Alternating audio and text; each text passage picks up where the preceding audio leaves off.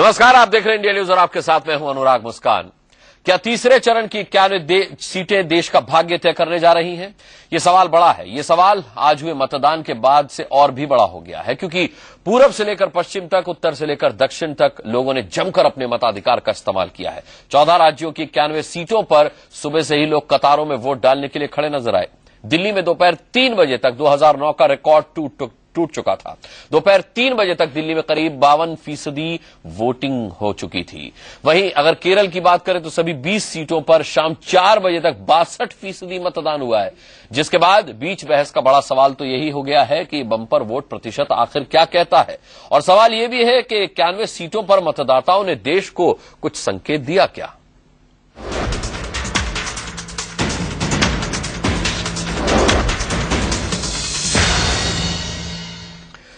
सबसे पहले दिल्ली की बात कर लेते हैं। दिल्ली में वोट प्रतिशत क्या कुछ रहा? 3 बजे तक का आंकड़ा आप देख रहे हैं। दोपहर 3 बजे तक 52.01% वोट दिल्ली में पड़ चुका था। ये 3 बजे तक, याद रखिएगा, दोपहर 3 बजे तक का आंकड़ा है, जबकि वोटिंग शाम 6 बजे तक होनी है। ये दिल्ली की सभी 7 सीटों का आप आंकड़ा देख रहे हैं। अब देखिए हरियाणा, सभी 10 सीटों में 42.77% दोपहर 3 बजे तक का ये आंकड़ा है। इसके बाद 3 घंटे और वोटिंग होगी शाम 6 बजे तक, यानी अभी 1 घंटा और वोटिंग होगी। 5 इस वक्त बज रहा है, 6 बजे तक वोटिंग होगी। यह आंकड़ा आप उत्तर प्रदेश का आप देख रहे हैं। 10 सीटों के लिए 51.01% वोट पड़ चुका था 3 बजे तक। और अब बात बिहार की 6 सीटों के लिए मतदान हो रहा है। 37.44% वोट वहां पर पड़ चुका था दोपहर 3 बजे तक। मध्य प्रदेश की 9 सीटों के लिए 36.46% वोट दोपहर 3 बजे तक डाला जा चुका था। महाराष्ट्र की 10 सीटों का हाल देख सकते हैं आप। हालांकि 3 बजे तक वहां 30.88% ही वोटिंग हुई, लेकिन 6 बजे के बाद का आंकड़ा देखना दिलचस्प होगा। चंडीगढ़ की एक सीट पर आप देखिए 42.02% वोट पड़ चुका था दोपहर 3 बजे तक। यह केवल दोपहर 3 बजे तक का आंकड़ा है।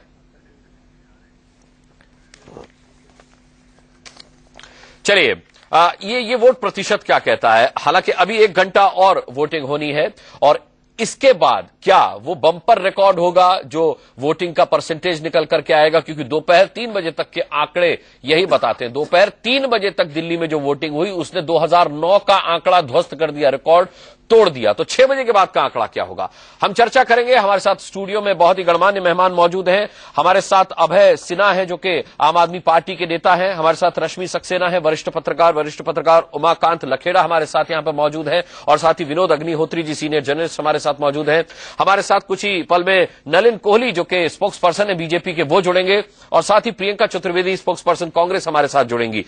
लेकिन सबसे पहले उमाकांत लखेड़ा जी, मैं आपसे जानना चाहूंगा, ये वोट प्रतिशत जो 3 बजे तक का आपने देखा, ये क्या कहता है, क्या इंडिकेट करता है, क्या संकेत देता है? देखिए, जो वोट प्रतिशत बढ़ा है, एक तो हमारा जो मिडिल क्लास है, मध्य वर्ग है, शहरों में जिस तरह से युवा मतदाता बढ़े हैं, नए मतदाता शामिल हुए हैं, उससे सबसे बड़ा लोगों में एक उत्साह है। और वो जिस तरह से सत्ता विरोधी रुझान है पिछले सरकार को बदलने का, जो 10 साल तक कांग्रेस यूपीए केंद्र में सत्ता में थी।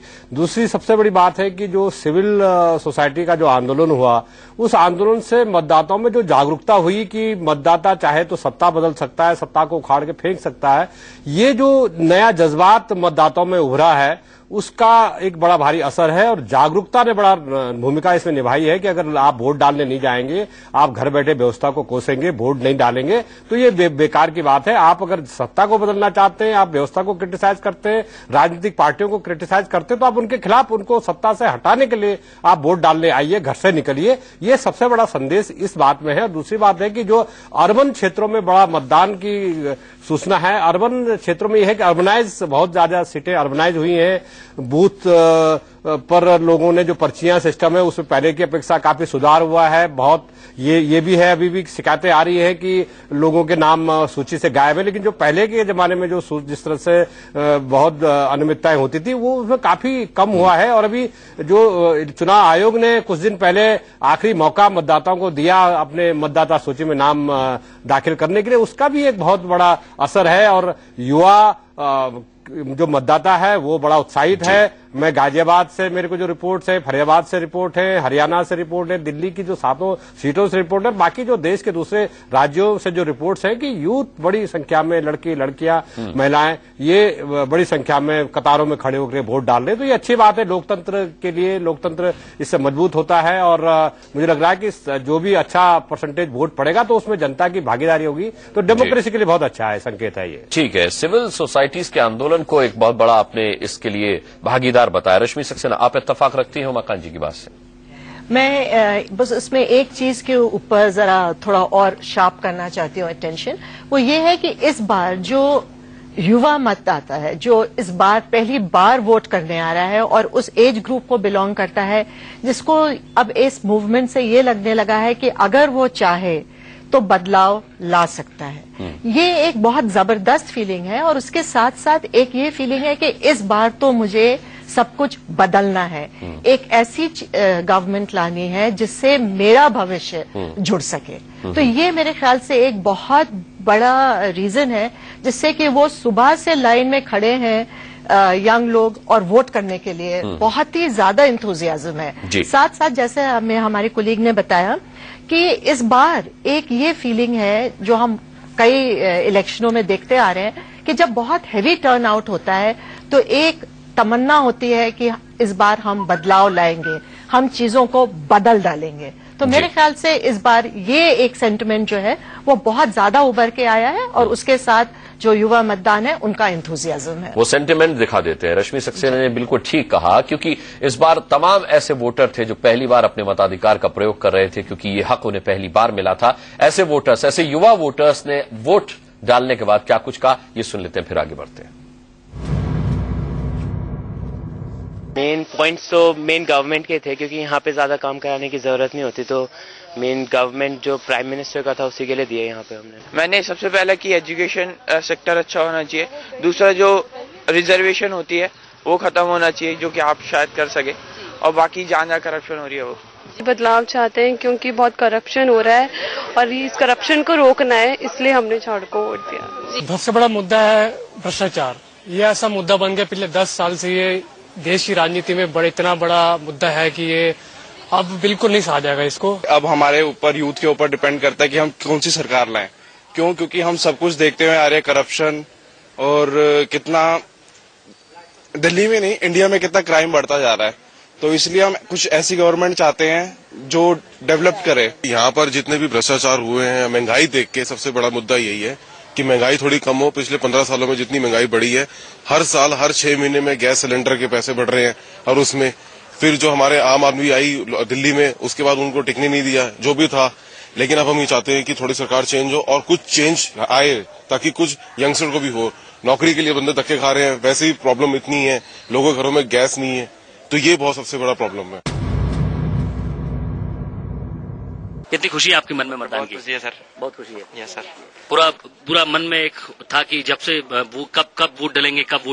हाँ सर, जब से रास्ता दिख रहा था मैं 18 साल का होऊंगा, कब वोट डालने जाऊंगा। बहुत ज्यादा खुशी थी, पहला वोट है, बहुत अच्छा लग रहा है, बहुत अच्छा महसूस हो रहा है कि देश के लिए कुछ करने का हमें मौका मिला है। अच्छा लग रहा है कि फर्स्ट टाइम वोट दिया है हमने। इस टाइम जो है ज्यादा से ज्यादा मैक्सिमम यूथ है जो वोट दे रही है फर्स्ट टाइम, तो हमारा मेन मोटिव यही है कि इस टाइम जो है हमें एक अच्छा मिले, जिससे कि हमें सेफ्टी मिले, हमें गर्ल्स को सेफ्टी मिले मैक्सिमम। और ये है कि होप है कि इस बार जिसको जो भी नेता बने वो हमें ज्यादा से ज्यादा हमारे लिए सोचे। तो युवाओं में जोश है, जो अपना पहला मताधिकार का प्रयोग पहली बार कर रहे हैं, उनकी बात आपने सुनी। विनोद अग्निहोत्री, मैं आपसे जानना चाहूंगा कि क्या 6 बजे के बाद जो आंकड़ा आएगा प्रतिशत का, आपको लगता है वो ऐतिहासिक होगा, 84-85 का रिकॉर्ड टूटेगा? नहीं, 84-85% होने का तो मुझे नहीं लग रहा है। 84-85 में अब तक का देश का सर्वाधिक मतदान हुआ था, वो प्रतिशत का रिकॉर्ड टूटेगा। कितना प्रतिशत कुछ बताएंगे उस समय? 64.01%। तो मुझे लगता है कि वहां तक पहुंचना चाहिए जिस हिसाब से हो रहा है। क्योंकि देखिए अब क्या है, सुबह जो है पहले हाफ में 3 बजे तक जरा वोट ज्यादा पड़ता है, उसके बाद जो है थोड़ा सा कमी आती है, दोपहर में वोट जो है थोड़ा धीमा हो जाता है। जैसे मैं वोट डालने गया तो उसमें हमारे वो वोटिंग स्टेशन पर, पोलिंग स्टेशन पर बिल्कुल सन्नाटा था, अकेला मैं था, 2-3 लोग बाद में आए। शाम को फिर पड़ता है जैसे जो है मौसम ठीक होता है, खासकर गर्मियों के दिनों में, तो मुझे लगता है 60% 64% तक पहुंचना चाहिए। लेकिन एक महत्वपूर्ण बात यह है, अब मैं अभी युवाओं की भावना देख रहा था, उनकी बाइट सुन रहा था, कि ज्यादातर युवा जो है, जो पहले बार के वोटर हैं, वो जो कह रहे हैं, आप उनको आप रीड करिए, उनको देखिए क्या कह रहे हैं। वो मुझे लगता है कहीं ना कहीं, अगर दिल्ली में जो स्थिति है, वो ये कह रहे हैं, एक ने तो साहब कहा कि साहब आम आदमी पार्टी को टिकने नहीं दिया, एक ने कहा कि मैंने झाड़ू को इसलिए वोट दिया। यानी अब लोग बताने में संकोच नहीं कर रहे। पहले क्या होता था, पहले आप किसी वोटर से पूछते थे किसको वोट दिया, तो डांट देता था, तुम कौन होते पूछने वाले, कैसे पूछ रहे हो, क्यों बताऊं। अब वो बात नहीं, अब लोग खुल के इस बात का इजहार करते हैं कि हमने किसको वोट दिया या हमारी इच्छा क्या है। ये एक बहुत शुभ संकेत है लोकतंत्र के लिए कि आप अपनी चॉइस, अपनी जो है निर्भीकता के साथ बताते हैं। मुझे लगता है इसको थोड़ा सा हम लोगों को समझना चाहिए कि अब जो है खुला खेल फर्रुखाबादी वाला मामला हो गया है। अब ऐसा नहीं है कि चोरी छिपे लोग गए वोट डाल के चले आए, या कोई ये दावा करे कि साहब ये पूरा मोहल्ला हम जिसको जाएंगे वोट डलवा लेंगे। अब तो पति भी अपनी पत्नी के वोट पे दावा नहीं कर सकता, माँ बाप अपने बेटे के वोट पे दावा नहीं कर सकते, अपने वोट के अलावा आप किसी की वोट की आप ठेकेदारी नहीं ले सकते। ये एक बड़ा शुभ संकेत है इस पूरे वातावरण में। मैं आपसे जानना चाहूंगा अभय सिन्हा, क्योंकि अरविंद केजरीवाल न केवल आज से बल्कि जब से वो दिल्ली की गद्दी छोड़कर भागे तभी से उनका ये कहना है कि अब की बार अगर दिल्ली में वोटिंग होगी तो हमें 50 से 60 सीटें मिलेंगी। आज भी उनका यही रिएक्शन आया है कि वोटिंग ऐतिहासिक होगी अगर आम आदमी पार्टी के पक्ष की बात की जाए। देखिए, सबसे पहले तो जब आपने कहा कि गद्दी छोड़ के भागे, ऐसी बात नहीं, भागे नहीं, क्योंकि लोगों ने इस तरह से उनको मजबूर कर दिया, कांग्रेस और भाजपा के लोगों ने। मैं इस बहस में जाऊंगा ही नहीं, क्योंकि दिल्ली के मुख्यमंत्री थे, उनको कौन मजबूर कर सकता था। देख रहे हैं कि युवाओं का मतदान का रुझान जो है वो बहुत ज्यादा है इस बार, और अभी तक आपने देखा कि 52% दिल्ली में आया, उसके अलावा और जगह से कहीं 44%, कहीं 36%। तो हमको लगता है कि 6 बजे तक लगभग हमारे ख्याल से 75% मतदान हो जाना चाहिए। तो यही ओवर कॉन्फिडेंस है क्या सिन्हा साहब? जो काफी संख्या में देश में जुड़े हैं, युवाओं का रुझान देखिए, आपने जब से देश आजाद हुआ 65 सालों से लगातार हम कांग्रेस, उसके बाद से बीजेपी, लगातार शासन दोनों में आए, और एक नई पार्टी का प्रयोग पिछले 1 साल पहले हुआ आप पार्टी का। आप पार्टी के 49 दिनों के साथ तो अनुभव की कमी का आपको लगता है अनुभव की कमी की वजह से आपको आशातीत सफलता शायद ना भी मिले? ऐसा आशातीत सफलता मिलेगी, हमको पूरा विश्वास, जैसा केजरीवाल साहब ने कहा है और जैसा हम लोग देख रहे हैं और जगहों पर जा रहे हैं कि दिल्ली के अलावे भी, दिल्ली में तो सीट मिलेगा, काफी सीट मिलेगा और बहुत शानदार परिणाम आप आएंगे, देखिएगा, निकलेगा रिजल्ट तो आपका परिणाम घोषित होते ही पता चलेगा। चलिए, स्वागत करेंगे हम। इसके अलावा देश के विभिन्न हिस्सों में भी आप पार्टी की संख्या काफी अच्छे ढंग से आएगी, इतना ठीक है, स्वागत करेंगे हम। जो भी युवा मतदाता जो जुड़े हैं, और आप पार्टी संघर्ष से आई है, और यह पार्टी में कई तरह के, लेकिन अभय सिन्हा जी, दिक्कत है ना कि जुड़े हैं तो टूटे भी हैं, और जो टूटे हैं वो बहुत बुरी तरह से मैं मानता हूं टूटे हैं, लेकिन कुछ सवालों पर और सिर्फ लोग ही नहीं टूटे, लोगों के दिल भी टूटे हैं। बहरहाल मैं आऊंगा बहुत हम लंबे समय तक बहस करेंगे। लोगों ने समझा नहीं, आपने देखा किस प्रकार से केजरीवाल साहब ने जाकर और उसके जो ऑटो वाले के पास घर पे गए, उन लोगों ने माफी मांगी, महसूस किया, पश्चाताप उनको हुआ, क्यों हुआ? क्योंकि वो गलत ढंग से किसी के बहकावे में आकर इस तरह से घटना हमला पंजाब और खैर मैं उस बहस में जा नहीं रहा, इसलिए एक नीति थी। ठीक है, और अपने आपके तर्क, अभय सिन्हा जी, आपके तर्क अपनी जगह है, लेकिन जो वोटर है वो अपना फैसला दे चुका है। अब उसका फैसला 16 तारीख को खुलेगा, तब पता चलेगा। बहरहाल इतनी ज्यादा संख्या में वोटिंग हो रही है, इतना प्रतिशत हमने 3 बजे तक का आपको दिखाया, लेकिन बावजूद उसके प्रियंका गांधी ने से जब इस बारे में रिएक्शन लिया गया तो उन्होंने कहा कि मोदी की कोई लहर नहीं है। प्रियंका ने आज दिल्ली में वोट डालने के बाद पहली बार मोदी के बारे में बोला है। हमारे संवाददाता ने जब उनसे पूछा सवाल तो प्रियंका गांधी ने साफ करने की कोशिश की कि उन्हें कहीं से नहीं लगता कि देश में मोदी की कोई लहर है। प्रियंका ने कांग्रेस की जीत की भी उम्मीद जताई है। लेकिन लोग कह रहे मोदी की लहर है, आपको भी लगता है? आपको भी लगता है? बिल्कुल नहीं, मुझे तो बिल्कुल नहीं लगता। देखा आपने प्रियंका गांधी का रिएक्शन। प्रियंका चतुर्वेदी हमारे साथ हैं, कांग्रेस से स्पोक्स पर्सन। प्रियंका जी, मैं आपसे पूछना चाहूंगा प्रियंका के रिएक्शन को लेकर के। वो कह रही है मोदी की कोई लहर नहीं है, राहुल कहते हैं मोदी की कोई लहर नहीं है, आपके जितने स्पोक्स पर्सन होते हैं वो तमाम चैनलों पर बैठकर कहते हैं कि मोदी की कोई लहर नहीं है। यही तो लहर है मोदी की, क्या नहीं लगता आपको? मोदी की लहर आपके हिसाब से मोदी की लहर क्या है? मेरे हिसाब से ये कि अगर आप उसकी चर्चा कर रहे हैं, अगर उस लहर की आप चर्चा कर रहे हैं, मैं आपसे पूछ रही हूँ हर राज्य में नहीं हम चर्चा, अगर हमसे ये सवाल पूछा जा रहा है, मैं आपसे दूसरा सवाल पूछ रही हूँ कि अगर कोई भी स्टेट में आप अपने ओपिनियन पोल्स दिखाए जा रहे हैं, कोई भी स्टेट में 50% से ज्यादा जनता नहीं चाहती उनको कि वो प्रधानमंत्री बने, ये सवाल पूछा जा रहा है, मैं आपसे दूसरा सवाल पूछ रही हूँ कि अगर कोई भी स्टेट में आप अपने ओपिनियन पोल्स दिखाए जा रहे हैं, कोई भी स्टेट में 50% से ज्यादा जनता नहीं चाहती उनको कि वो प्रधानमंत्री बने, या उससे कम ही है, 30% या उसके नीचे ही हैं, तो आप किस तरह की लहर की बात कर रहे हैं? जो आदमी खुद 2 जगहों से लड़ रहा हो, वो किस तरह की लहर की बात कर रहे हैं? आप ईस्ट में देखिए, इंडिया के ईस्ट में देखिए या इंडिया के साउथ में देखिए, किस लहर की बात कर रहे हैं? आप अपने अलायंसेस येडुरप्पा जैसे लोगों को ला रहे हैं, आप श्री रामुलु को वापस टिकट दे रहे हैं, तो आप कहाँ की लहर की बात करें? और लहर, मैं कहूंगी लहर छोड़िए,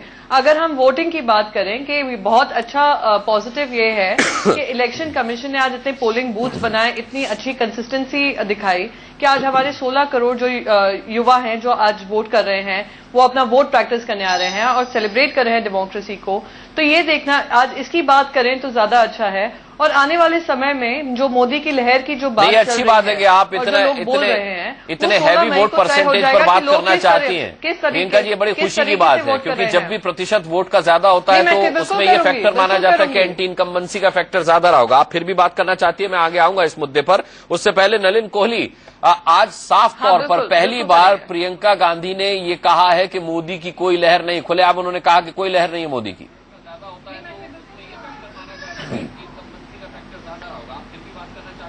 बेचारी प्रियंका गांधी जी और क्या सकती हैं?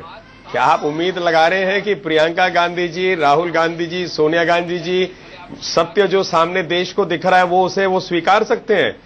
आज देश की ये स्थिति है कि हम अपने माननीय प्रधानमंत्री जी को कैंपेनिंग में 2 फेजों तक देख नहीं पाए, तो इसीलिए ये पूछना पड़ता है कि क्यों? क्योंकि कहीं उत्साह की कमी हो सकती है, और हम मानते हैं कि देश में एक बदलाव की आंधी जरूर है, क्योंकि कहीं पर भी आप जाए, मुद्दे क्या है? महंगाई, भ्रष्टाचार, बेरोजगारी, युवा के लिए बहुत बड़ी बात है ये।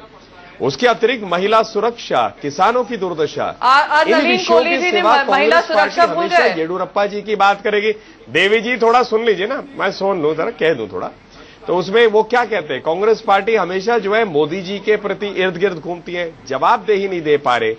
तो आप अगर किसी भूखे को पूछेंगे कि क्या 10 साल में उन तक रोटी पहुंची, तो वो कहेंगे कि वो भूखा जो सो रहा है, वो थोड़ी ना कहेगा कि हाँ मुझे पहुंच रहा है, क्योंकि भूखा सो रहा है। जिसके हाथ में नौकरी नहीं है पढ़ने के बाद, तो उनको आशा कहां दिखेंगी? स्वाभाविक है, जो सरकार 10 साल में दे नहीं पाई, उसके सामने चुनौती के रूप में जो खड़े होंगे मोदी जी, उन्हीं की तरफ। तो हम मानते हैं कि देश में, और ओपिनियन पोल्स मोड को दिखाते हैं, ओपिनियन पोल्स आंकड़ों में भी फर्क हो सकता है, लेकिन सारे पोल्स जो है लगातार एक ही मूड दिखा रहे हैं। तो हम मानते हैं कि एक बदलाव की आंधी है, और अब जब जनादेश आ रहा है, जब लोग वोट कर रहे हैं, हमें 16 मई तक प्रतीक्षा करना चाहिए।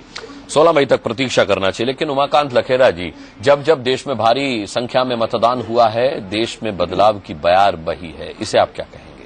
देखिए, ये तय है कि यूपीए सत्ता में वापस नहीं लौट रहा है। इस मतदान से बहुत साफ दीवार पर जो इबारत लिखी हुई है, उसको हर दल को, हर पार्टी को, यहां तक कि कांग्रेस को भी पता अच्छी तरह लग चुका है कि वो सत्ता में वापस नहीं लौट। यानी आप मानते मोदी की लहर है? और मैं ये मानता हूं कि कोई बदलाव होना है।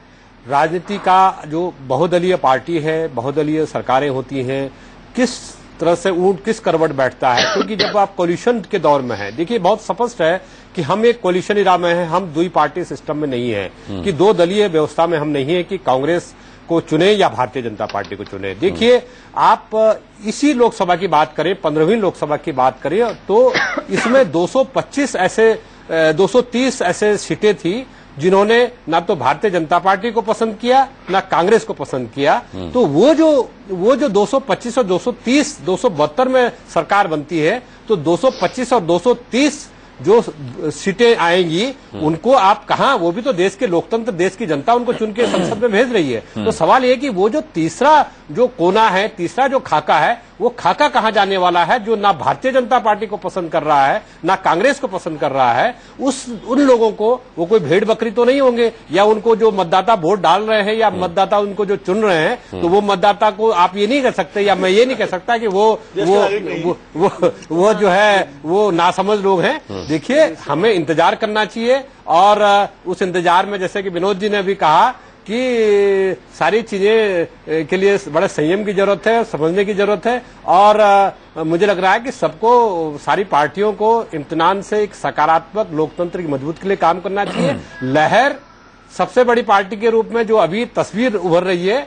मुझे कोई संदेह नहीं कि भारतीय जनता पार्टी सबसे बड़ी पार्टी के रूप में उभरेगी। लेकिन मुझे याद है 1989 के बाद, जब राजीव गांधी 190 क्रॉस करने के बाद उन्होंने 194 करने के बाद उन्होंने कहा था कि नहीं, हमें जनादेश नहीं मिला है। वही कांग्रेस पार्टी 146 पर कहती है कि हमें जनादेश मिला है। तो सवाल ये है कि ये ऊंट किस करवट बैठता है, उसकी इंतजार करनी पड़ेगी। और लेकिन उमाकांत जी, जैसे ही आपने कहा कि यूपीए 3 भाजपा जरूर इसमें आगे आपने कहा जैसा कि, लेकिन ये बात है कि रोक तो लगेगा निश्चित रूप से।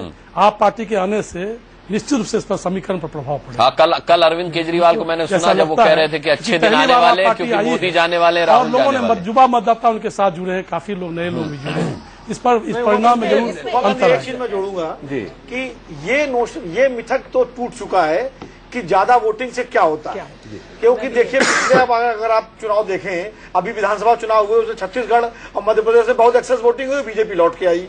पंजाब के चुनाव हुए थे, एक्सेस वोटिंग हुई, अकाली दल लौट के आया। लेकिन दूसरी तरफ गोवा में कांग्रेस पार्टी हार गई एक्सेस वोटिंग में। तो 2009 में एक्सेस वोटिंग हुई और यूपीए लौट के आया। केवल अब एंटी इनकम्बेंसी का फैक्टर नहीं चलता। मुझे लगता है जो उमाकांत जी ने बात कही, मुझे वो सारे दल जो गैर भाजपा और गैर कांग्रेस की जो धारा है, उन दलों के परफॉर्मेंस को भी ध्यान में रखना पड़ेगा कि उनका क्या परफॉर्मेंस है, क्योंकि वो देश का एक बहुत बड़ा मतदाता समूह है। वो जाएं बाद में, भले बीजेपी के साथ जाएं, कांग्रेस के साथ जाएं, अपना अपना रणनीतिक हिसाब से, राज्यों की स्थिति के हिसाब से, लेकिन उनका जो मतदाता समूह है, जो जनाधार वर्ग है, वो अगर उनको वोट दे रहा है तो इसका मतलब कहीं न कहीं वो बीजेपी और कांग्रेस को वोट नहीं दे रहा है। लेकिन उमाकांत जी, जैसे ही आपने कहा कि यूपीए 3 की वापसी नहीं होगी, प्रियंका जी को परेशानी हो गई, वो बड़ी देर से कुछ कहना चाह रही है। प्रियंका जी। हाँ, मैं बस वही कहना चाह रही हूँ, वो जो अपने ओपिनियंस दे रहे हैं, मैं भी 16, जैसे उन्होंने कहा कि हम इत्मीनान से 16 मई का इंतजार करें, मैं चाहूंगी कि 16 मई को ये जो यूपीए 3 नहीं पॉसिबल है, उसको भी हम पॉसिबल कर दिखाएंगे, जिस तरीके से हमने 2004-2009 में देश को दिखाया। ओपिनियन पोल्स को डिफाई करते आए हैं, और जो भी पॉपुलर वोट्स हैं, पॉपुलर वोटिंग किस तरह हो रही है, उसको हम डिफाई करते आए हैं, और फिर भी इस बार भी हम दिखाएंगे यूपीए 3 में। चलिए ठीक है। अरविंदर सिंह लवली को हमने देखा अपने मताधिकार का प्रयोग वो कर रहे थे। राज बब्बर साहब ने भी अपने मताधिकार का प्रयोग किया, गाजियाबाद से वो मैदान में है। इंडिया न्यूज ने जब उनसे खास बातचीत की तो क्या कुछ कहा उन्होंने, ये सुन लेते हैं, फिर चर्चा में वापस लौटते हैं। गाजियाबाद में राज बब्बर साहब सुबह से मौजूद हैं आज, क्योंकि चुनाव हो रहा है। सर, कहाँ कहाँ गए, सबसे पहले जानना चाहेंगे। मैं पूरे क्षेत्र में घूम रहा हूँ और मैं लोगों का उत्साह देख रहा हूँ कि बहुत अच्छी पोलिंग हो रही है, लोगों में बहुत उत्साह है और मुझे उम्मीद है कि परसेंटेज पोलिंग का बढ़ेगा। अभी मुकाबला अब नजर आ रहा है, कहाँ तक पहुंचा है मुकाबले? हमेशा आप मना करते हैं कि मुकाबला किसी से नहीं है, लेकिन फिर भी नहीं, मैं नहीं मानता मुकाबला, क्योंकि मुझे इस बात की खुशी है कि गाजियाबाद की जनता जो है वो बहुत उत्साहित है और विकास के लिए आगे बढ़ रही है। ऐसे लोगों से कुछ कहना चाहेंगे जो अभी तक घरों से बाहर नहीं निकले हैं वोट देने के लिए? मैं हाथ जोड़ के विनती करूंगा वोट डालने के लिए आए, और ये जात, बिरादरी, पार्टियां के उसकी लहर, इसका लहर, ये तमाम चीजों से ऊपर उठ के अपने लिए और अपने विकास के लिए काम करना चाहिए। लहर की बात की, मोदी का नाम जरूर पूछना चाहेंगे, क्या मोदी फैक्टर कहीं ना कहीं काम कर रहा है बीजेपी लेकर? मेरे ख्याल से ये बुरा मत मानिएगा, ये बार बार आप इन सवालों को करके, या आज के अखबारों में, हिंदुस्तान के सारे अखबारों में जो इतने इश्तिहार छपवा के लहर नहीं बनती है। लहर बनती है आपके अच्छे कामों से, लहर बनती है आपके प्रति लोगों के अंदर विश्वास से। लहर इन कामों से थोड़ी बनती है कि आप कितनी बड़ी तस्वीरें छपवाएं और कितने अच्छे कपड़े पहने डिजाइनर की, तो बेकार की बात है। निश्चित तौर पर धन्यवाद हमसे बात करने के लिए। गाजियाबाद से जतिन गोस्वामी, इंडिया न्यूज। चले, राज बब्बर साहब जब कहते कि अच्छे कामों से पैठ बनती है, तब रश्मि सक्सेना वो ये भूल जाते हैं शायद कि 3 बार से मुख्यमंत्री गुजरात के हो रहे हैं नरेंद्र मोदी, तो कुछ तो अच्छा काम शायद उन्होंने वहां किया होगा। देखिए, आपने जो पहले डिस्कशन शुरू किया था, मैं एक चीज यहाँ पे कहना चाहूंगी, वेस्ट बंगाल में सीपीआई ज्योति बासु बनते आए थे इतने सालों से, आप लोग कहेंगे कि वेस्ट बंगाल में बहुत अच्छा काम किया था? जी प्रियंका जी, आते हैं आप चैलेंज करेंगे? ठीक है, आते हैं आपके पास।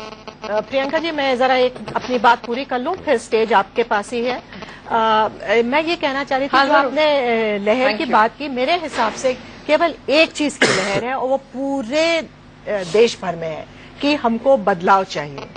लहर है बदलाव के लिए, और उसमें ऑल्टरनेटिव कौन निकल के आएगा कि जिसको लोग कहेंगे कि अगर हम बदलाव लाते हैं तो उसकी जगह हम इनको इस बार एक चांस देना चाहते हैं, वो हमको आगे जाकर पता चलेगा। और उसमें दूसरी बात मैं ये जोड़ना चाहूंगी कि कुछ काफी लोगों से मेरी आज बात हुई है जो पहली दफा वोट करने गए हैं, और मुझे बड़ा आश्चर्य हुआ कि उन लोगों ने, काफी लोगों ने कहा कि उन्होंने किसी को भी वोट नहीं दिया और उन्होंने जो नोटा है उसका इस्तेमाल किया है। तो मेरे ख्याल से जब रिजल्ट्स आएंगे और हम लोग को ये पता चलेगा कि नोटा का कितना बड़ा इसमें परसेंटेज है, वो भी काफी कुछ पॉलिटिकल कमेंटेटर्स के लिए एक संकेत रहेगा। पिछले 5 राज्यों में जो विधानसभा चुनाव हुए उसमें भी बड़ा ऐतिहासिक आंकड़ा नोटा का रहा है। हालांकि वो पहला प्रयोग था, लेकिन उसके बावजूद भी बहुत नोटिसेबल आंकड़ा वहां पर रहा था। नलिन कोहली जी, क्यों राज बब्बर साहब को लगता है कि अखबारों में विज्ञापन छपवाने से लहर नहीं होती, अच्छे काम करने से लहर बनती है? 3 बार से मुख्यमंत्री हैं नरेंद्र मोदी गुजरात के, लेकिन उनका साफ कहना है कि किसी तरह की कोई लहर इस तरीके से नहीं बनती कि आप अखबारों में विज्ञापन छपवा दें या फिर सिर्फ सवाल पूछ लें कि क्या मोदी की लहर है। इसके 2 कारण हो सकते हैं कि राज बब्बर जी ने ऐसा कहा। पहला तो यह है कि स्वाभाविक रूप से वो मोदी जी की किसी रैली में अभी तक जा नहीं पाए हैं।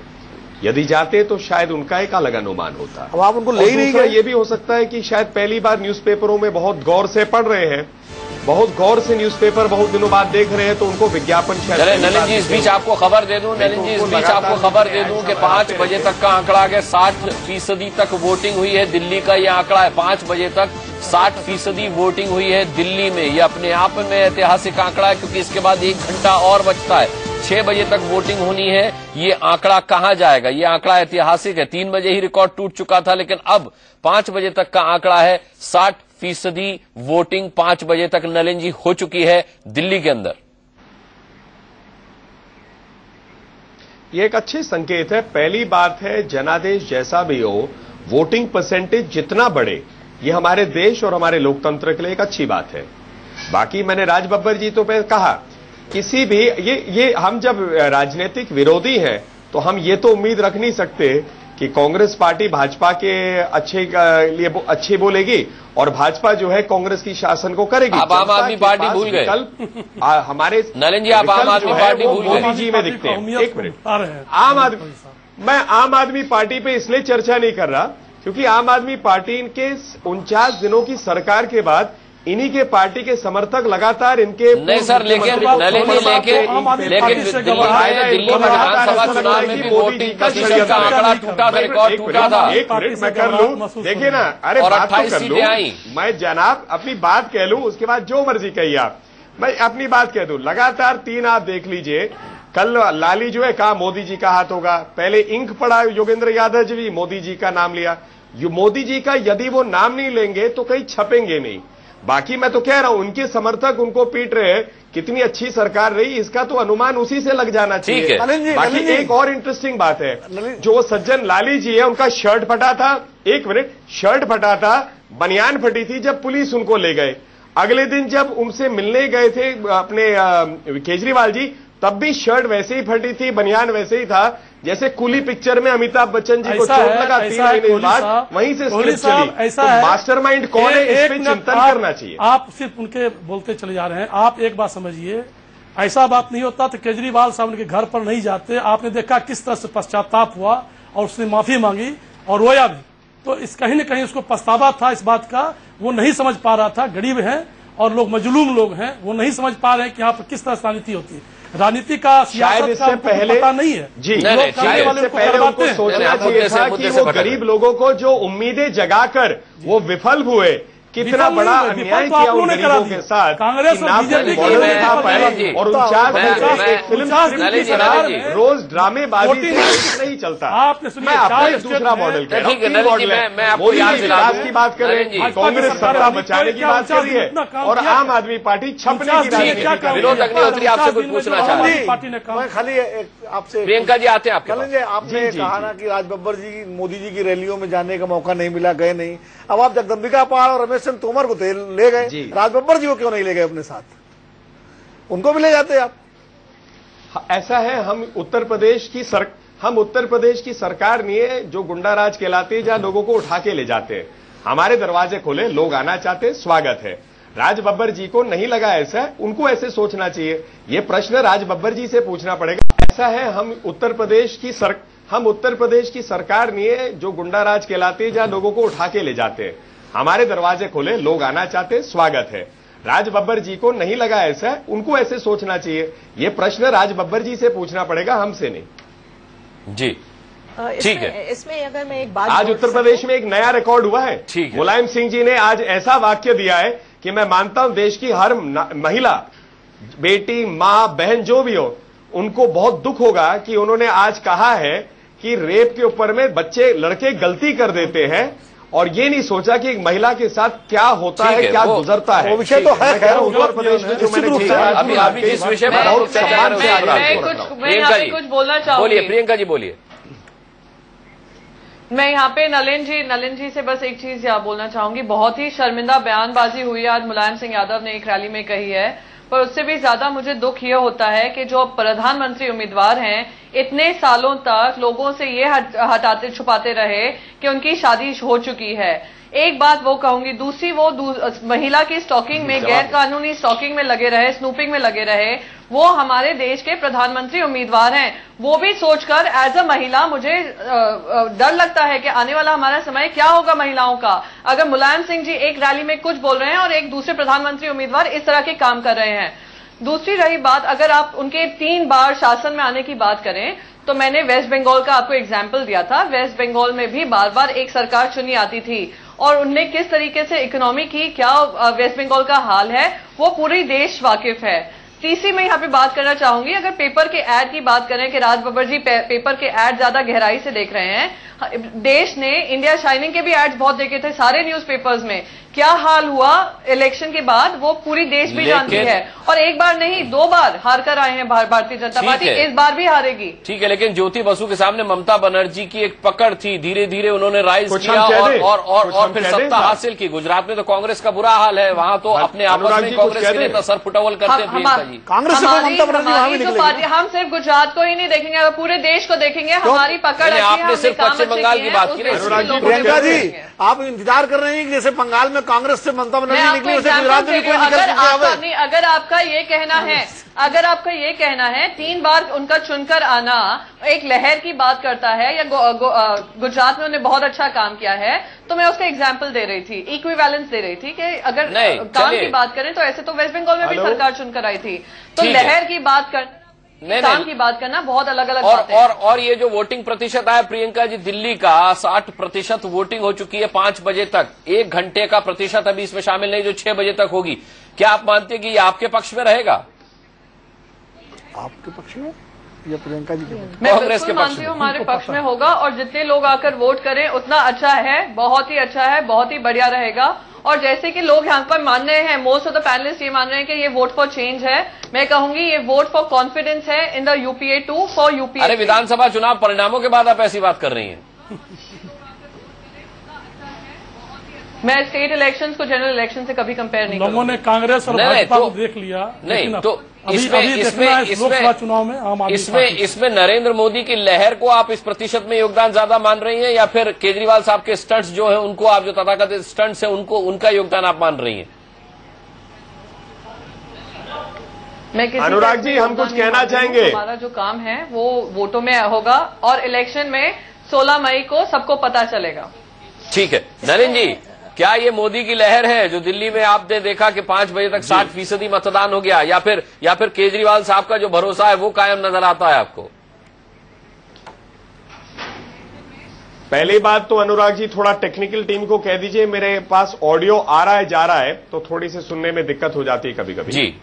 दूसरी बात है, जो हम तो मानते हैं कि देश के हर वर्ग में, युवा वर्ग हो, महिला वर्ग हो, दलित हो, पीड़ित हो, वंचित हो, हम लोगों ने कुछ ना कुछ उनके लिए हमेशा, मोदी जी ने अपनी रैलीज में रखी है बात, या हम हमने अपने मैनिफेस्टो में रखा है। और जो देश के हालात है, महंगाई, भ्रष्टाचार, बेरोजगारी, गिरती अर्थव्यवस्था, महिला सुरक्षा, किसानों की दुर्दशा, इस पे जवाबदेही कांग्रेस की बनती है। अब हम जनता के ऊपर महिला सुरक्षा हटाएंगे तो बहुत अच्छा है, पड़ जाएगा। बात करते हैं महिला मैं जरा अपनी बात कह दूं, मैंने किसी को डिस्टर्ब नहीं किया, मैंने अपनी बात पूरी नहीं की, मैंने अपनी पूरी बात की नहीं। प्रियंका जी, आपने अभी जो बयान कहा था बीच में, मुझे लगता है वो बयान जब हम दिग्विजय जी से सुनते हैं तो उनके स्तर को शोभा देती है।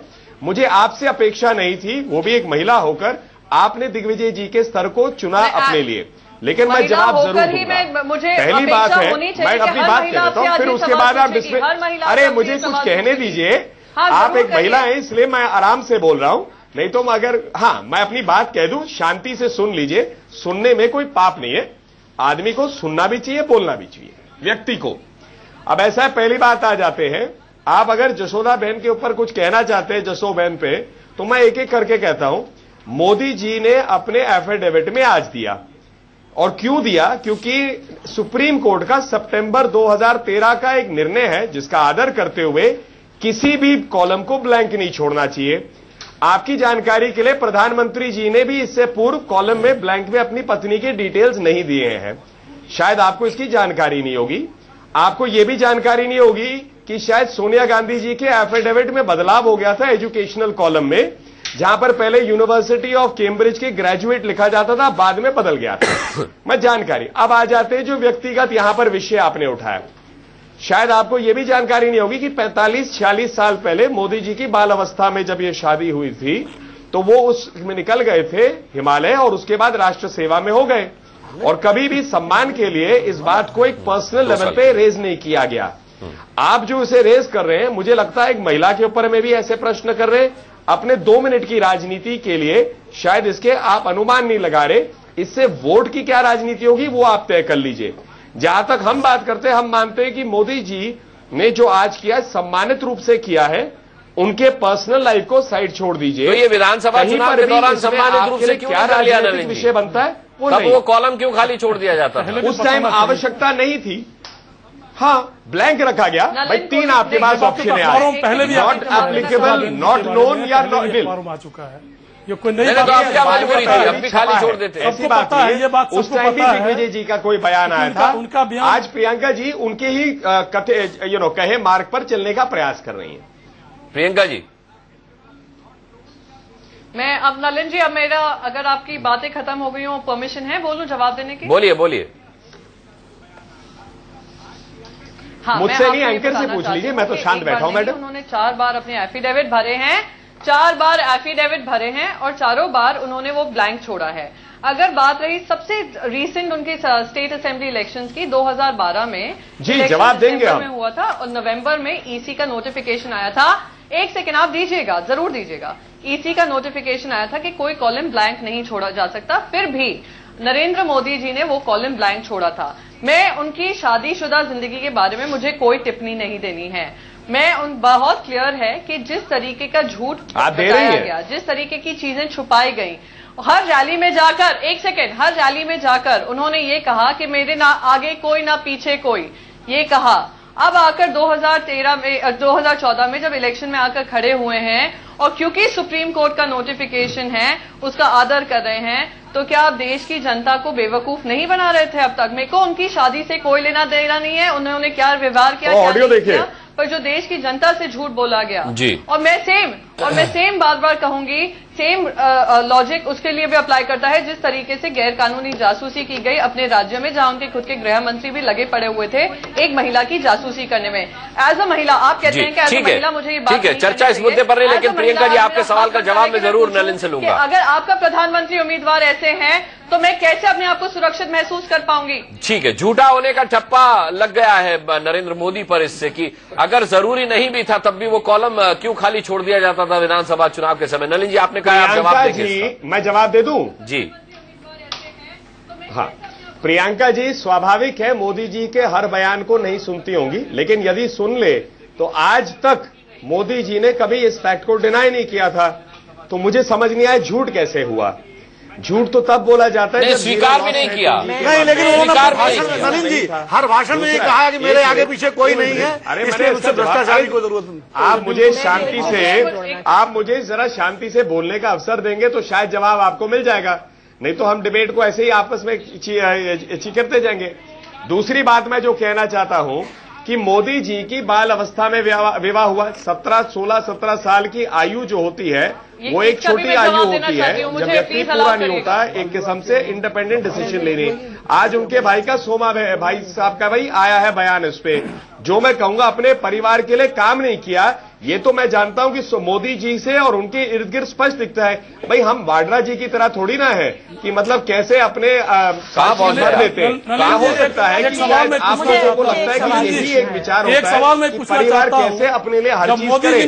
ऐसा मॉडल आपने देखा नहीं होगा, चाहे मुख्यमंत्री 3 बार का हो, उसके आगे पीछे परिवार वाले वही साधारण जिंदगी जी रहे हो, वो भी साधारण जिंदगी जी रहे, कोई उनके ऐसे एसेट्स नहीं है। लेकिन अब इस बात को आप नहीं स्वीकारते। तीसरा, जो महिला को लेकर आप टिप्पणी कर रहे हैं, मुझे लगता है इस पे आपको बड़े ध्यान से सोचना चाहिए, क्योंकि आप कहीं ना कहीं महिला उत्पीड़न की तरफ ही बढ़ रहे हैं। और जो आप बार बार स्नूप गेट की बात करते हैं, उस पर एक कमीशन ऑफ इंक्वायरी हो गई। अब ऐसा है, आपको बुरा लग रहा होगा क्योंकि सीबीआई इसको नहीं कर रही, आईबी नहीं कर रही। हो सकता है 16 मई के बाद सीबीआई आईबी मुक्त रूप से अच्छी जो चीजों में कारनामे हुए उस प्रकार के काम करनी चाहिए। उनका ये नहीं होना चाहिए कि कांग्रेस पार्टी की सत्ता कैसे बढ़ाए, क्योंकि आज यूपीए के घटक दल के रूप में काम करते हैं वो तो मुक्त रूप से उनको सरकार के हित में जो देश के हित में काम करने चाहिए। इसलिए आप कंफ्यूज मत करिए विषय को। वोटिंग परसेंटेज से आप हटाना चाहते इस चर्चा को। महंगाई, भ्रष्टाचार, बेरोजगारी, गिरती अर्थव्यवस्था, महिला सुरक्षा, किसानों की दुर्दशा पे कहने से बचना चाहते हैं। नलिन जी, लेकिन आम आदमी पार्टी के जो नेताजी यहाँ बैठे हैं वो सवाल उठा रहे हैं, और यही सवाल इन्होंने बड़े पुरजोर तरीके से पूरे देश भर में उठाया है कि जो अपनी पत्नी को हक नहीं दे सका वो देश की जनता को क्या हक देगा। अभी भी वो यही पूछ रहे हैं। मैं यही सवाल पूछना चाहता हूँ, जब आदरणीय जशोबेन क्या कर रही थी, मोदी जी अपने पत्नी के साथ इंसाफ कहा था कि पढ़ाई करिए, पूरे देश के साथ टीचर के रूप में उन्होंने काम किया, लोगों को पढ़ाया। उन्होंने कभी भी इसको कोई उत्पीड़न के रूप में देखा नहीं। आप लोग कर रहे हैं क्यों? क्योंकि आप लोग जो है मतलब कांग्रेस पार्टी और आम आदमी पार्टी वैसे तो एक ही दल के हैं वो लोग। ये क्या अपनी राजनीतिक रोटी के पर्सनल लाइफ पे सेकना चाहते हैं? जब उनके पास रश्मि सक्सेना करेंगे ना, हम तो कहीं नहीं। एक चीज पूछना चाहती हूँ के इंसान है 21वीं सदी में रह, ठीक है, छोड़िए ना प्रियंका जी, इस तरह की बात करें। मैं एक सवाल पूछना चाहती हूँ। रश्मि जी, आप पॉलिटिशियंस लड़ते रहेंगे तो हम लोग कुछ बोल ही नहीं पाएंगे। ठीक है रश्मि जी बोलिए। देखिए, मैं केवल एक सवाल पूछना चाहती हूँ नलिन जी से। जो बात आप कह रहे हैं कि उन्होंने झूठ नहीं बोला, अगर आप कोई इन्फॉर्मेशन इसका विषय यदि महिलाओं के राइट्स पे बात करना चाहिए तो मुलायम सिंह यादव जी का स्टेटमेंट है, पर आपको उससे चिंता इसलिए नहीं होगी प्रियंका जी, आम आदमी पार्टी, क्योंकि आपके घटक दल है वो और आपने उन्हीं के बतौर सत्ता लानी है। विषय पर आपको प्रयास आपका ये रहेगा, वो आपको शर्मिंदा जरूर नहीं लगेगा। लेकिन मोदी जी को कहीं और आपको नहीं लग रहा तो आप उनके पर्सनल लाइफ में जबरदस्ती कर रहे हैं। यहाँ पर किसी को भी सुप्रीम कोर्ट के डायरेक्टर फॉलो करे वो आपको। प्रियंका जी, नलिन जी, ये हमारे पैनल में रश्मि सक्सेना जी है, ये कुछ बोलना चाहते हैं, जरा इनको सोमा भाई का कुछ कहना है वो आपको। देखिए, वाड्रा जी से बचना चाहते हैं, प्रार्थना है आपसे। कहानी परिवार का कैसे दुरुपयोग होता है सत्ता के लिए, दोनों लोगों से गांधी परिवार से स्पष्ट दिखता है। नलिन जी, रश्मि सक्सेना वरिष्ठ पत्रकार हमारे पैनल में है, वो कुछ पूछना चाहती हैं, उन्हें भी मौका दे दें। रश्मि जी पूछिए। धन्यवाद, आप लोग मुझे बोलने देना कि थोड़ी सी चांस दे रहे हैं। मैं आपसे केवल एक सवाल पूछना चाहती हूँ नलिन जी, जो आपने कहा कि नरेंद्र मोदी जी ने कभी झूठ नहीं बोला। जहां तक मेरी अंडरस्टैंडिंग है, किसी इंफॉर्मेशन को विदहोल्ड करना भी एटलीस्ट लीगल कोर्ट्स में भी और वैसे भी एक तरह का झूठ ही माना जाता है। ये आप कहें कि उसने मुझसे पूछा नहीं, मैंने बताया नहीं, यहां पर तो पूछा गया और फिर भी नहीं उन्होंने बताया। क्या शादीशुदा होना कोई इतनी शर्म की बात तो है नहीं? और जैसा आपने कहा कि उनकी अगर बाल विवाह हुआ था तो उनको और खुल के बोलना चाहिए था कि बाल विवाह एक सोशल इविल है जो मेरे साथ भी हुआ है और मैं उसके खिलाफ हूं। मैं ऐसा सोचती हूं कि एज अ गुड पॉलिटिशियन जो मॉडर्न व्यूज को सब्सक्राइब करना चाहते हैं, ये दोनों चीज वो कर सकते थे, पर ये ऑप्शन उन्होंने एक्सरसाइज नहीं किया। मैं बस नलिन जी, आप सुन पाए सवाल? नलिन जी जवाब दें उससे पहले मैं बस एक चीज और टिप्पणी करना चाहती हूँ यहाँ पे। मैं बस एक चीज और बोलना चाहती हूँ, ऐड करना चाहती हूँ। जब ये चाइल्ड मैरिज की बात करते हैं, 78 में लॉज बदले थे, उससे पहले इनकी शादी है जिसमें 17 और 15 साल वॉज दी। रश्मि जी के बात को मैं जवाब दे दूं प्लीज? वो इसके बारे में मैं रश्मि जी के जवाब को दे दूं, नहीं तो क्या होगा, डिफोकस हो जाएगी चर्चा। प्रियंका जी उसके बाद आराम से बोल सकती हैं, उसका जवाब अलग से बोल सकते हैं हम। बोलिए बोलिए नलिन जी। मेरे ख्याल से वो टीवी के माध्यम से सुन रहे, उनके ईपी में प्रॉब्लम है।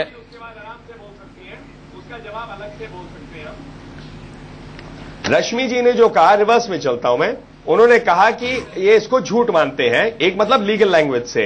मुझे लगता है कि ये it is not a case of telling lies, it is not a case of telling lies, because पहली बात है कि कहीं पर भी इससे पूर्व 2013 से पूर्व यहां पर मैंडेटरी नहीं था कहना, ऑप्शन था। मैंने कहा कि इस बात को प्रधानमंत्री मनमोहन सिंह जी भी ने case of telling lies, because पहली बात है कि कहीं पर भी इससे पूर्व 2013 से पूर्व यहां पर मैंडेटरी नहीं था कहना, ऑप्शन था। मैंने कहा कि इस बात को प्रधानमंत्री मनमोहन सिंह जी भी ने अपने कई एफिडेविट्स में नहीं कहा है, मैंडेटरी नहीं है। सेकंड है कि आप जो मोदी जी की बात कर रहे हैं, ऐसा बोलना अच्छा होता, तो मुझे लगता है कि जशो बहन की तरफ से भी सोचना उतना ही इंपॉर्टेंट है कि आप उनको पब्लिक स्क्रूटनी में किस लिए लाना चाहते हैं, जब यहां पर उस प्रकार का एक रिलेशनशिप नहीं है कहीं पर भी पिछले 45। चले ये सवाल नलिन जी इसलिए उठ रहा है क्योंकि मोदी इससे पहले ये कहते रहे हैं कि मेरे आगे कोई न पीछे कोई। फिर सवाल उठता है कि मोदी झूठ क्यों बोल रहे थे। मोदी ने विधानसभा के नोटिफिकेशन में कभी नहीं बताया, जहां तक नहीं है वो कॉलम खाली छोड़ दिया। सिर्फ ये सवाल इसलिए उठ रहे हैं, ये उंगली इसीलिए उठ रही है। स्क्रूटनी में अननेसेसरी नाम है, क्या दिक्कत है? जिस दिन उसकी आवश्यकता पड़ती है एज पर लॉ, उस दिन मोदी जी ने कहा है, और मैं मानता हूं ये एक बहुत पॉजिटिव बात है, इसमें नेगेटिव नहीं है। ठीक है।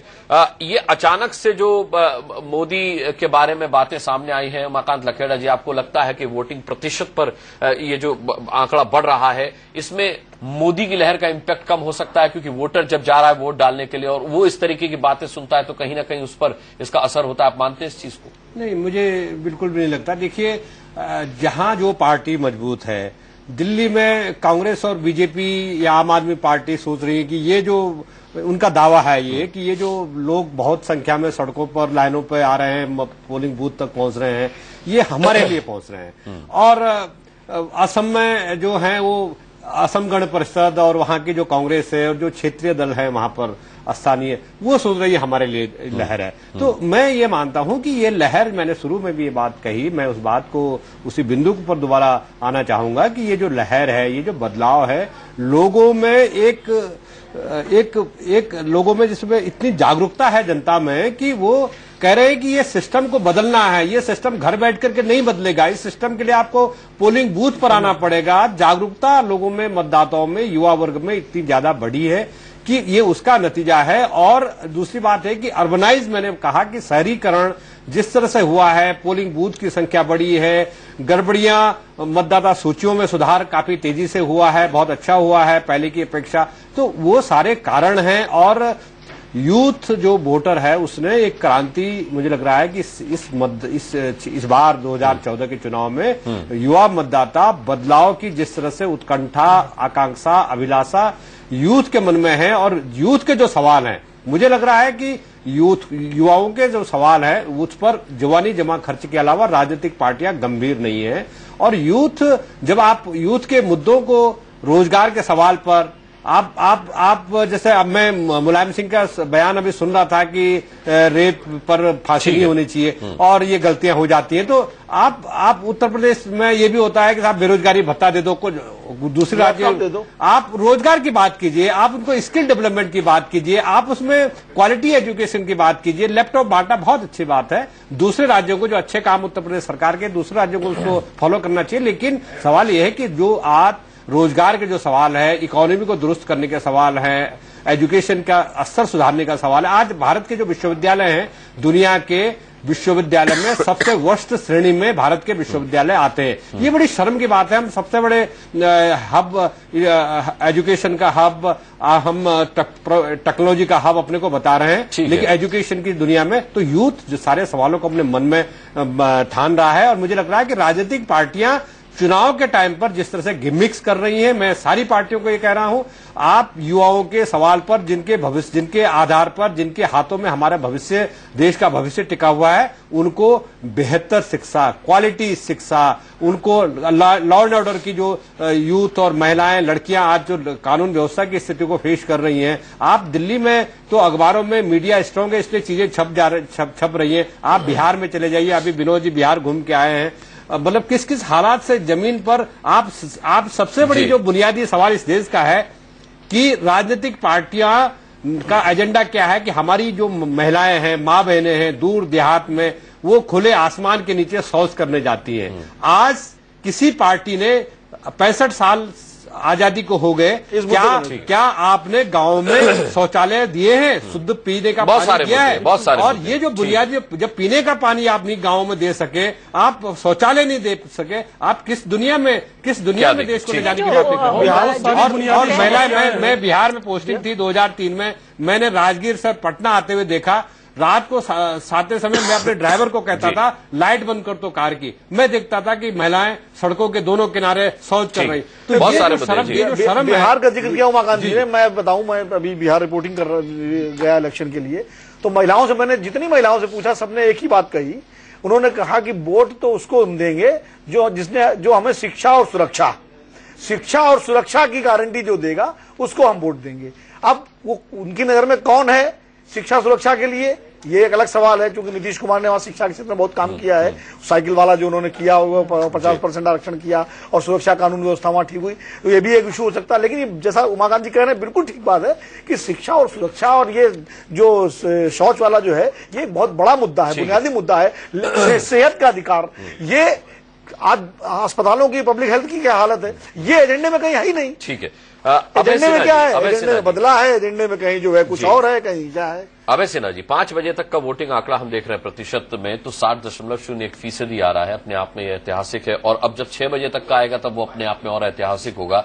अरविंद केजरीवाल बेशक खुश हो रहे हो इस पर। अभी आपने नरेंद्र मोदी के मुतालिक एक सवाल नलिन कोहली से पूछा था कि जो अपनी पत्नी को हक नहीं दे पाया, वो देश के नागरिकों को क्या हक देगा। मैं यही सवाल अगर आपसे पूछूं कि जो दिल्ली की सत्ता छोड़कर भाग गया, वो देश की सत्ता छोड़कर नहीं भाग जाएगा, इस बात की क्या गारंटी, क्या जवाब देंगे? देखिए सबसे बड़ी बात, खुश तो आप हो रहे हैं वोट प्रतिशत, जैसा कि आपने कहा कि कोई सत्ता छोड़ने की कोई बात नहीं है, उनके मन में सत्ता का कोई मोह नहीं था, देश के लोकतंत्र के सवाल पर काम करना चाह रहे थे, बुनियादी समस्याओं पर, शिक्षा के सवाल पर, स्वास्थ्य के सवाल पर, और कई बुनियादी समस्याएं, लेकिन कांग्रेस भाजपा के लोगों ने उन्हें काम नहीं करने। प्रधानमंत्री बनने की इतनी जल्दी थी, किसने रोका था? जब देखिए जन लोकपाल की बात आई, उन्होंने पहले कहा था तो संवैधानिक तरीके से लाते हैं, दिक्कत किसको थी? जन लोकपाल बिल पास करेंगे। जन लोकपाल का जब मुद्दा उठा तो तब कांग्रेस के लोग, पहले उन्होंने कहा सारे मुद्दे पर हम आपका समर्थन करेंगे, लिख के दिया, कांग्रेस के लोगों ने सब लिख के दिया, भाजपा के लोगों ने लिख के दिया। लेकिन जब समर्थन करने की बात आई, जब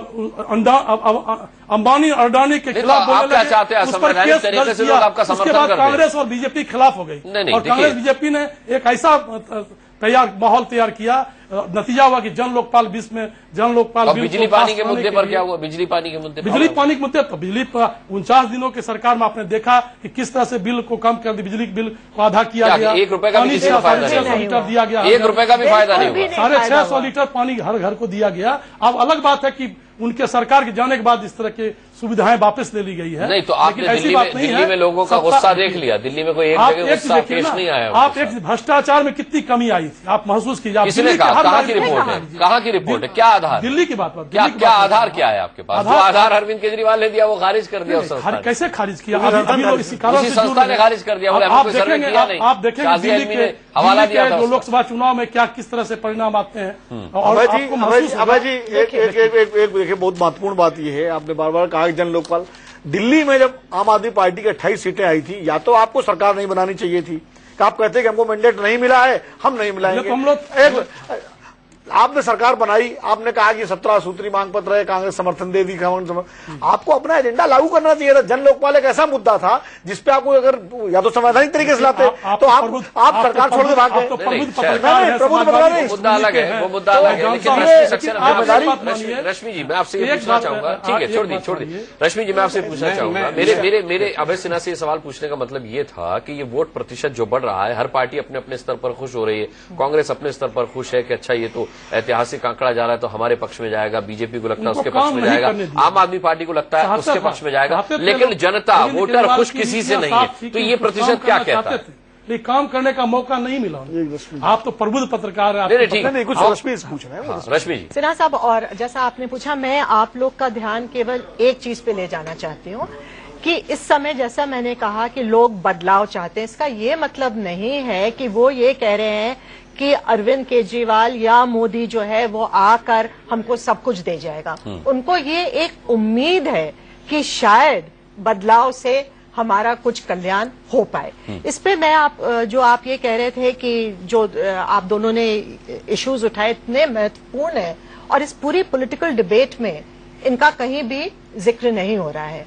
पर मैं ये कहना चाहूंगी कि जो ये एक एंटी कांग्रेस वेव आई है वो इसीलिए आई है कि ये इन मुद्दों के ऊपर कांग्रेस और यूपीए गवर्नमेंट डिलीवर नहीं कर पाई, और इसीलिए जो इस समय चैलेंज होगा जो भी पावर में मेरे पास समय कम है रश्मि जी, मेरे सवाल का जवाब दे दीजिए कि जनता न आम आदमी पार्टी से खुश है, न कांग्रेस से, न बीजेपी से, फिर ये वोट प्रतिशत क्या कहता है? ये वोट मैंने जैसे आपसे पहले कहा था कि ये चीज जो है केवल ये है कि हम बदलाव चाहते हैं और हम उसको वोट देंगे जिसपे हम सोचते हैं कि शायद ये हमारे लिए इस बार कुछ कर पाए। एक बच्चे ने मुझसे आज ये कहा जो पहली दफा वोट करने आया था और एक अच्छी ग्रुप को बिलोंग करता है, पढ़ा लिखा है, काम करता है, और उसने ये कहा कि मैं ये नहीं कहता कि मोदी या अरविंद केजरीवाल हमको सब कुछ लाके दे देंगे, राहुल गांधी का भी नाम लेते है ना, पर वो ये जरूर कहते हैं कि